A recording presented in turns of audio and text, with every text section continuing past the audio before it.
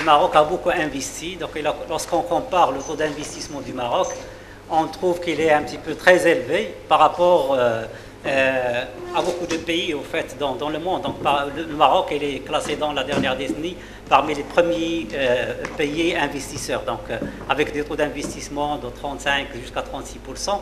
Donc, c'est un taux qui est très élevé. Malheureusement, la croissance économique n'a pas suivi. Donc, et c'est de là que notre questionnement donc, il a commencé. Donc, pourquoi donc, notre investissement n'a pas été très rentable.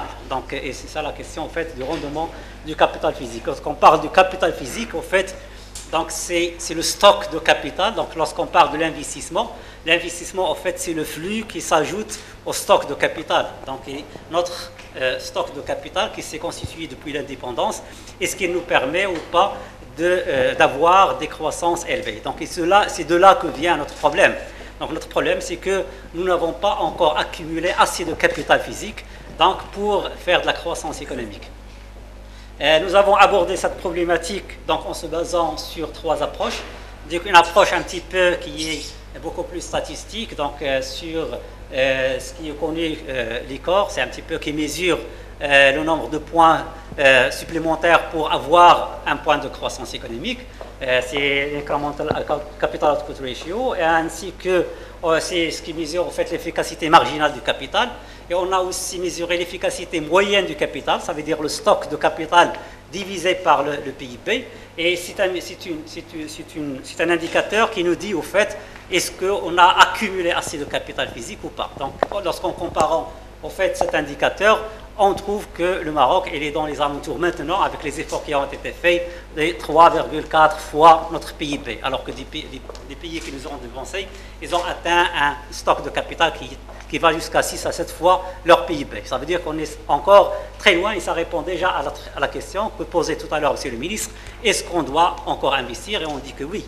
Même si le rendement de notre investissement, ça reste faible, mais on a encore intérêt à accumuler. D'ailleurs, la théorie économique néoclassique qui parle du capital deepening, l'approfondissement capitalistique, ça vient de là. C'est que l'approfondissement capitalistique qui nous donne un petit peu des gains de croissance économique. Donc, et c'est de là qu'on a en fait attaqué la problématique en se basant sur d'autres approches pour dire que la croissance économique n'est pas due seulement à l'accumulation du stock de capital, mais aussi aux autres facteurs de production qui sont connus un petit peu, donc en particulier donc, l'humain, c'est le travail, donc l'autre facteur qui est très important. Et la troisième composante qui est très importante, c'est la productivité globale des facteurs. C'est un petit peu la combinaison de ces facteurs de production qui, malheureusement, dans notre pays, ne croient pas encore à des taux qui sont très élevés. Donc, malheureusement, on va voir plus tard, c'est que maintenant, notre productivité globale des facteurs, il croît à un taux de 1,7%. Ça veut dire qu'il est encore faible. Ça veut dire que notre façon de combiner le facteur de production, ça reste encore des efforts à faire. Donc, et tout ce qui est, dont parlait M. le ministre tout à l'heure, tout ce qui est institutionnel, tout ce qui est gestion du développement, tout ce qui est accumulation aussi en capital humain, donc parce qu'il y a une différence entre le travail et le capital humain. Donc, lorsqu'on parle de capital humain, ça veut dire que la qualification des personnes qui sont dans le marché du travail. Et c'est pour là que nous avons attaqué aussi cette problématique dans la troisième approche, en se basant sur la théorie de la croissance endogène, pour essayer un petit peu de décortiquer cette productivité globale des facteurs et essayer de mesurer quel est le nombre de points qu'on perd au fait lorsqu'on ne va pas améliorer tous ces indicateurs ou bien tout ce qui est lié à l'institutionnel, au social, au capital humain, pour essayer de mesurer en fin de compte quelle est notre croissance potentielle. Donc c'est la première fois pour nous, et c'est d'ailleurs, il n'y a pas encore une estimation bien exacte de la croissance potentielle au Maroc. On le fait nous pour la première fois parce qu'on y est allé par cette approche de la croissance endogène pour essayer de mesurer toutes les différentes composantes de la productivité globale des facteurs. Donc ici, on voit en se basant donc, sur la première approche qui est liée au fait à la productivité marginale et le coefficient marginal, ou bien l'ICOR et le coefficient moyen du capital, depuis les années 60. Et on voit bien, donc d'après ce graphique, il y a plus ou moins trois claires phases de développement du Maroc. Il y a la phase qui s'étale des années 60 jusqu'au début des années 80. Il y a la deuxième période des années 80, c'est la période des passes. Et il y a la troisième période, au fait, qui vient avec la dernière décennie. Donc on voit que le Maroc il a fait beaucoup d'efforts dans la période après indépendance pour essayer d'accumuler des capital physiques. Et on voit bien que le coefficient moyen ou bien le capital par PIB, donc, il a tendance à s'accroître. Malheureusement, le coefficient marginal ou bien l'écart ou bien le rendement marginal du capital n'était pas aussi élevé. Et d'ailleurs, c'est ce qui va poser au fait le problème tout au long de notre processus de développement, c'est du financement de notre croissance économique. Du fait que le Maroc est là, au fait, investi au départ après l'indépendance, mais malheureusement, toujours c'était un problème de financement. D'ailleurs, c'est pourquoi on est entré dans le PAS, parce que l'effort qu'on a fait d'investissement au début des années 60 jusqu'au début des années 80, donc on a été, au fait, on a été coincé par le problème du financement, et ce qui nous a poussé au fait à aller vers l'ajustement structurel pour résoudre un petit peu les problèmes, les équilibres macroéconomiques, et on a au fait stoppé cet effort d'investissement. Donc c'est malheureusement ce que se voit là. Donc on voit dans le trait qui est vert, qui nous donne au fait le coefficient moyen ou bien le capital par PIB. Et ça veut dire qu'il y a une décélération au fait de notre stock de capital, de l'accumulation de notre capital qui a repris après le PAS, et donc au début des années 80. Mais lorsqu'on voit le rendement marginal, ce qu'on a mesuré par l'écart, ça veut dire le rendement marginal du capital, il n'a cessé d'augmenter. Donc c'est la courbe rouge, l'échelle c'est à gauche, donc, et qui est atteint maintenant. Donc vous voyez qu'il n'a cessé d'augmenter. Ça veut dire qu'on investit beaucoup, mais la croissance économique ne suit pas. Donc ça veut dire maintenant nous sommes dans les 7 points additionnels d'investissement pour avoir un point de croissance économique. Ça veut dire que le rendement de l'investissement, et d'ailleurs c'est ce qui va poser le problème maintenant en fait de la croissance économique. Si on voit la croissance macroéconomique maintenant, dans les dernières années, elle a pris une tendance à la baisse. Pourquoi? Parce qu'il y a de nouveau un problème de financement. Parce que l'épargne n'a pas suivi. Lorsqu'on prend l'épargne intérieure, elle n'a pas dépassé les 22% du PIB. Et donc, même l'effort d'investissement qu'on a fait, il a été compensé par les transferts et les revenus de l'extérieur, quelque chose comme 6% du PIB. Donc, il s'avère 6 plus 22, ça va donner des 28%. Et la différence, c'était de l'endettement. Et c'était, au fait, le problème de la balance des paiements, les comptes courants. Donc, pour couvrir, en fait, endettement. Et le problème s'est aggravé dans les dernières années avec un déficit qui est allé jusqu'à 7 à 8%.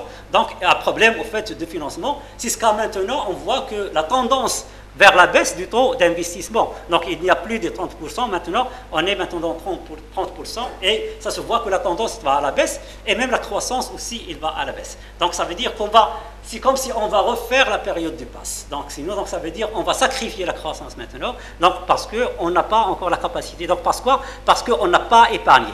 Pourquoi? Parce que si on va revenir aussi vers l'arrière, aussi on voit que la consommation aussi intérieure, elle a beaucoup augmenté. Donc c'est ça en fait les problématiques de notre modèle de développement, c'est que lorsqu'il y avait une croissance, lorsqu'il y avait beaucoup d'entrées de financement, il y avait aussi une augmentation de la consommation. Et donc la consommation, ce n'est rien d'autre que le non-épargne, parce que l'épargne, ce n'est rien d'autre que la croissance économique, la consommation. Donc tout ce qu'on consomme, donc on est en train de consommer au lieu d'épargner et d'investir. Pourquoi? Parce qu'on a trouvé des financements qui ont venu de l'extérieur et on a financé l'investissement. Donc on n'a pas financé notre investissement par une épargne intérieure, par une épargne endogène qui est créée par l'économie. Mais tout le financement, il est allé à la consommation, donc, et un investissement, et pas à l'épargne. Donc ça veut dire que nous avons un problème d'épargner. Maintenant, même l'épargne, il y a aussi une décélération de l'épargne dans les dernières années. Donc on est en train maintenant, l'épargne intérieure, elle est dans des alentours de 20%, même moins. Ça veut dire qu'il y a encore un problème d'épargne. Donc tant qu'il n'y a pas une épargne suffisante, endogène, pour financer l'investissement, donc on va toujours revenir au problème, au fait de désinvestir, et on va en même temps stopper au fait le processus d'investissement et la croissance économique. Donc ici aussi on donne, vous voyez, donc la ligne qui est noire, c'est un petit peu pour dire notre croissance économique. Donc lorsqu'on a investi, on a fait des taux de croissance économique. Donc avec la période de passe, on est revenu à des taux de croissance qui sont très faibles. Maintenant aussi, dans la dernière décennie, donc on est augmenté, donc on a gagné quelques points de croissance économique, mais il y a un retour de la croissance économique. Vous voyez donc dans la fin du graphique, donc la ligne qui est en noir, ça veut dire que la croissance maintenant économique, elle va chuter. Donc, et on sera aussi obligé maintenant de revenir à des taux de croissance et des taux d'investissement qui sont faibles.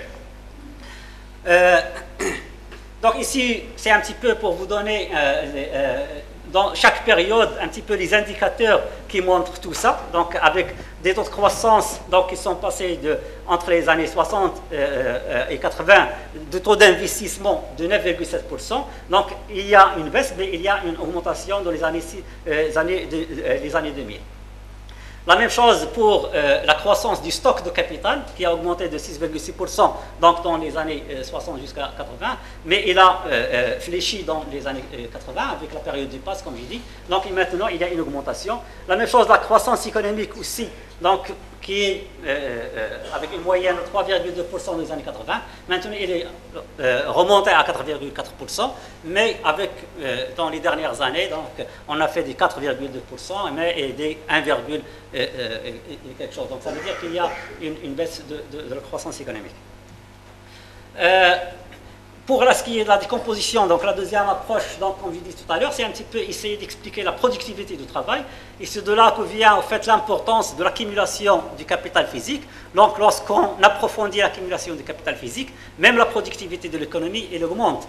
Donc lorsqu'on voit la productivité du travail qui était très faible donc, jusqu'au début des années 2000, donc, et avec la dernière décennie où il y avait une grande accumulation du capital, donc on voit que la productivité du travail, il a gagné beaucoup de points, donc il augmente à 3,4%, et aussi, c'est lié aussi, parce que l'intensité capitalistique maintenant, il augmente à 4,8%, et aussi il y a des gains en termes de productivité globale des facteurs, parce que le Maroc aussi, il a assigné plus ou moins donc son climat des affaires, tout ça. Donc il y a beaucoup d'efforts qui se sont faits la dernière fois au lieu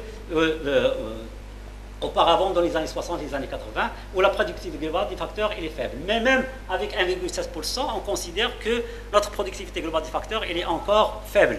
Pourquoi? Parce qu'on peut aussi gagner beaucoup, parce que la productivité du travail qui croît à 3,4%, c'est encore faible en comparaison avec une intensité capitalistique qui croît à 4,8%. Ça veut dire qu'il y a des choses à faire au niveau de la productivité globale des facteurs, de la combinaison en fait des facteurs de travail. Donc non seulement l'approfondissement capitalistique il est important, mais aussi la productivité globale des facteurs qui va nous permettre en fait de gagner plus de points de croissance économique.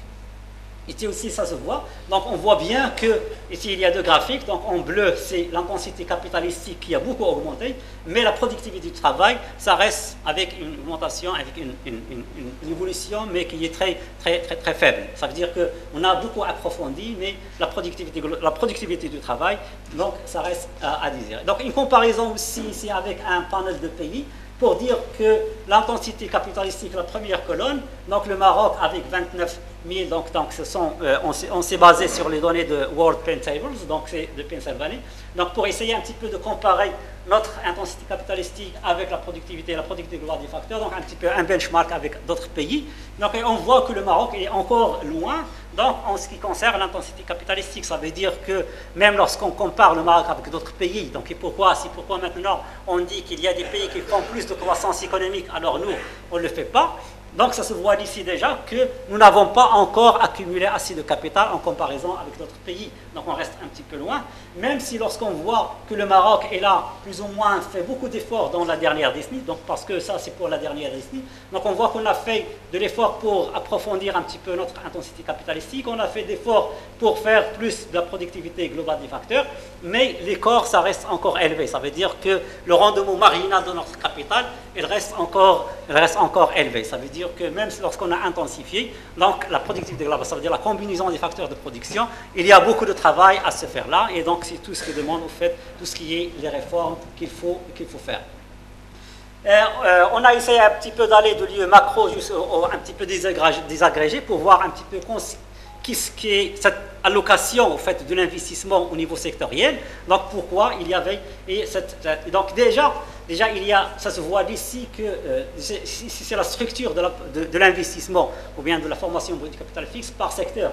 Et ça se voit qu'on a beaucoup investi dans les services, donc au lieu d'investir dans l'agriculture et l'industrie. Donc il y a beaucoup parce que tout l'investissement dans les infrastructures, tout l'investissement dans le BTP, c'est les services. Donc tout ce qui est infrastructure, c'est beaucoup plus au transport. Donc les bâtiments, c'est un petit peu le service de l'habitat et ainsi de suite. Donc tout ce qui sert, c'est les services. Donc on n'a pas beaucoup investi dans les tissus productifs. Donc, et c'est là que vient le mal. Donc, Monsieur le ministre le rappelait tout à l'heure, c'est que l'effort d'investissement qu'on a fait dans l'agriculture au départ, on n'a pas continué. Donc, on a beaucoup fait d'efforts dans les barrages, mais il n'y avait pas, donc on n'a pas suivi, donc on n'a pas récolté au fait le fruit de ces investissements. Donc c'est ça le malheur. Pourquoi? Parce qu'il y avait déjà, on a été stoppé par le programme d'ajustement structurel, donc on est tourné vers l'ajustement des déséquilibres macroéconomiques et on a oublié l'investissement. Donc on a stoppé ça, donc, et ce qui a freiné en quelque sorte l'agriculture. Donc déjà lorsqu'on voit dans le processus de développement des pays, l'agriculture était toujours le moteur au fait de la croissance dans beaucoup de pays, parce que l'investissement de l'agriculture, c'est lui qui fait passer au fait de l'industrie, en particulier l'industrie agroalimentaire. Déjà pourquoi? Parce que la plupart des pays qui investissent beaucoup de l'agriculture, ils ont beaucoup des avantages comparatifs dans l'agriculture, surtout pour le Maroc, nous sommes un pays agricole. Donc le coût, au fait, les inputs pour la transformation, c'est beaucoup moins cher que d'aller, par exemple, investir dans des secteurs qui sont à haute technologie, donc où nous ne sommes pas compétitifs. Déjà, et donc, malheureusement, on n'a pas continué dans ça.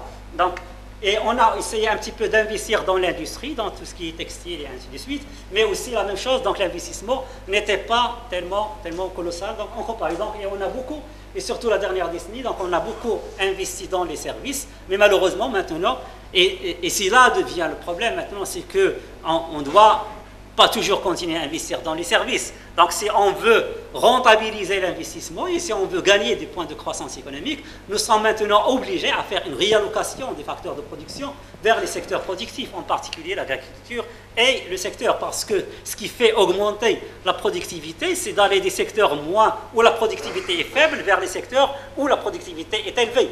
Et donc généralement la productivité est élevée dans les secteurs, les centres productifs, en particulier l'industrie et l'agriculture. Et en particulier pour nous, déjà l'agriculture, il y a beaucoup de marge de manœuvre qu'on peut, et de points de croissance qu'on peut gagner dans ce secteur. Ici, ça se voit, ici, on donne un petit peu notre problème, c'est que les taux d'investissement, par exemple, lorsqu'on voit dans l'agriculture, un taux d'investissement qui est en baisse, donc un taux d'investissement qui passe de 13, déjà dans les années 2000, qui passe de 13 à 7%. Ça veut dire qu'on est en train donc de réduire le taux d'investissement. Donc en comparaison par la valeur ajoutée qui se crée dans le secteur de l'agriculture. Ça veut dire qu'il y a une valeur ajoutée qui se crée dans l'agriculture. Donc au lieu de la réinvestir dans l'agriculture, on est en train d'investir dans d'autres secteurs. Donc voilà déjà un problème. Ça veut dire qu'il y a une création de la valeur ajoutée au niveau de l'agriculture, mais on la crée dans d'autres. La même chose pour l'industrie avec un taux d'investissement qui reste aux alentours de 29%. Ça veut dire qu'il n'y a pas un grand effort d'investissement dans le tissu productif industriel. Et la différence, c'est ça, c'est pas les infrastructures, mais c'est dans la production. Donc la production, pas dans les infrastructures. Donc alors que les services, donc on est parti d'un taux d'investissement de 36 à 45% déjà dans les années 2000. Donc vous voyez quel est l'effort d'investissement qui s'est fait dans les services au lieu d'investir dans l'agriculture et l'industrie. Et c'est déjà un graphique qui donne cette évolution en fait du taux d'investissement. Et vous voyez bien que le taux d'investissement dans l'agriculture, elle est à une tendance baissière.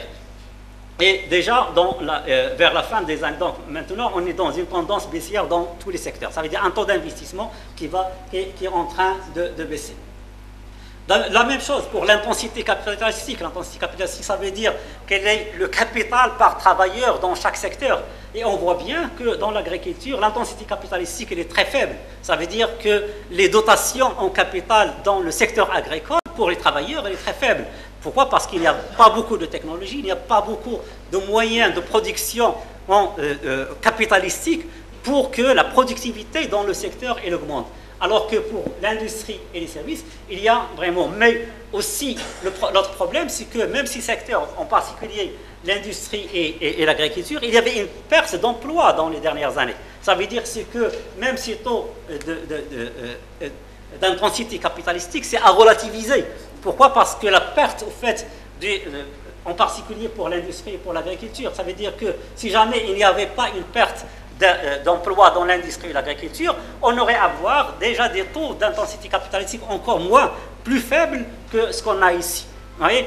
Et même s'il y a une augmentation d'intensité capitalistique dans les services, le problème c'est que c'était les services qui créent beaucoup plus toute cette migration du travail qui a migré de l'agriculture et de l'industrie vers les services. Malheureusement, il y avait beaucoup de création d'emplois non qualifiés. Donc aussi, c'est déjà un autre problème dans notre service. C'est pourquoi la productivité dans le service, il est faible. Pourquoi? Parce qu'il y a beaucoup de main-d'œuvre qui n'a pas de qualification qui est très élevée. Alors, quand on parle des services chez nous, c'est beaucoup plus le commerce et des choses qui sont traditionnelles. Donc, pas les services dans le sens où il y a beaucoup de technologies dans les services.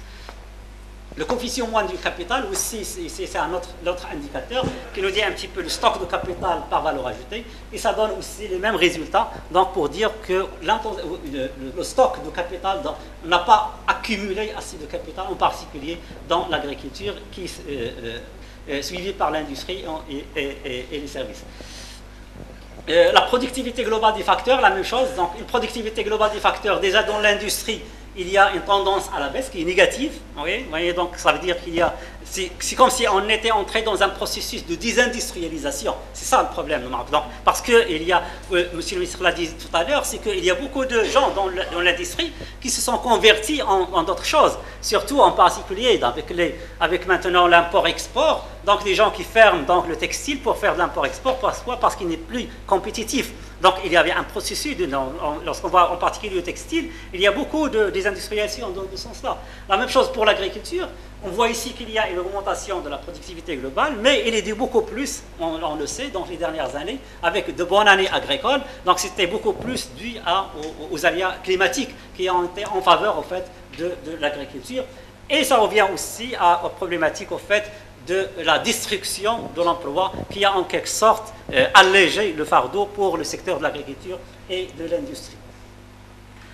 Pour la productivité, on vient aussi pour la productivité du travail, donc c'est la même histoire. Donc c'est toujours pour l'industrie, il y a un problème au fait donc une productivité qui est négative donc, au début des années et positive. Déjà, c'est lié au problème de la destruction de l'emploi. Donc, une amélioration de la productivité au détriment de la création de l'emploi. Donc, c'est un petit peu l'histoire qui est derrière.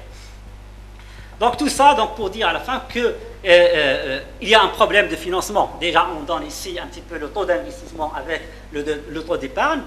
Et vous voyez que l'épargne, surtout au début des années 2000, avec beaucoup de rentrées, de transferts de l'extérieur, donc on avait une capacité d'épargne qui était très élevée. L'épargne nationale, qui est l'épargne intérieure, mais plus ce qui est transfert de l'extérieur. Donc on a pu couvrir un petit peu l'investissement, l'effort d'investissement.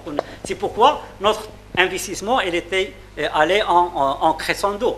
Mais vous voyez, dans les dernières années, il y a maintenant un problème d'épargne, un problème d'épargne, une épargne qui baisse, donc elle va être suivie par une chute aussi de l'investissement. Ça veut dire que notre économie n'a pas encore la capacité d'épargner, d'avoir une épargne assez solide pour couvrir l'effort d'investissement.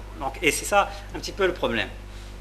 Donc ici, pour dire que la décomposition de la productivité globale des facteurs. Donc, on a essayé un petit peu de voir quels sont en quelque sorte les facteurs qui bloquent cette combinaison globale des facteurs et qui affectent négativement cet effort d'investissement. Donc, et on voit bien que nous avons essayé un petit peu de calculer quels sont les points de croissance qui sont perdus. Donc, c'est une étude qu'on a faite en 2005. Donc, on s'est arrêté en 2002.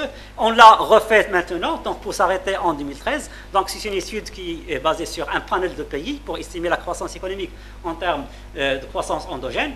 Et donc, il y a au moins 3 points de croissance économique qu'on peut gagner. Donc, ajouter à une croissance moyenne maintenant de 4,4, 4,5, ça veut dire qu'on peut aller jusqu'à 7,5, jusqu'à 8% de points de croissance économique. Si on arrive à